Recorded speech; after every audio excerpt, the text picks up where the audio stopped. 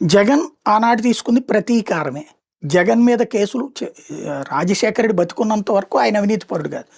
ఆయన అవినీతిపరుడు కాకపోతే జగన్‌కి డబ్బులు ఏడ నుంచి వచ్చినట్టప్పుడు? అదే జగన్మోహన్ రెడ్డి అప్పుడు పోనీ ప్రభుత్వంలో ఉన్నాడంటే లేదు. కానీ ఆ రోజున జగన్ ఎప్పుడైతే ఓదార్పు యాత్ర మానేసి నువ్వు అర్జెంట్‌గా నీకేదో కేంద్ర మంత్రివర్గంలో సహాయ మంత్రి పదవి ఇస్తాం. నువ్వు దాంతో సరిపెట్టుకో. తర్వాత చూసుకుందాం నిన్ను. ముఖ్యమంత్రి అవసరమైతే లాస్ట్ మంత్ లేకపోతే లాస్ట్ ఇయర్‌లోనో లేకపోతే వచ్చే ఏడాదో చూస్తాం. నువ్వు కూల్‌గా ఉండు అంటే అందుకు ఒప్పుకోని జగన్ ఓదార్పు యాత్రకు వెళ్తాను. నాకు పదవి లేకపోయినా పర్లేదు. నేను జనంలో తిరుగుతాను అని చెప్తే దాని ద్వారా జగన్ పాపులారిటీ పెరిగి కాంగ్రెస్ పాపులారిటీ డౌన్ అవుతుందని గ్రహించి, గమనించి రాష్ట్రాన్ని విడదీసింది సోనియా గాంధీ. ఆంధ్ర, తెలంగాణ విభజనకు ప్రధానమైనటువంటి కారణం జగన్‌ని కట్టడి చేయాలి. రెడ్లు ఎక్కువగా ఉండే తెలంగాణని విడదీస్తే అయిపోతుందన్నట్టుగా.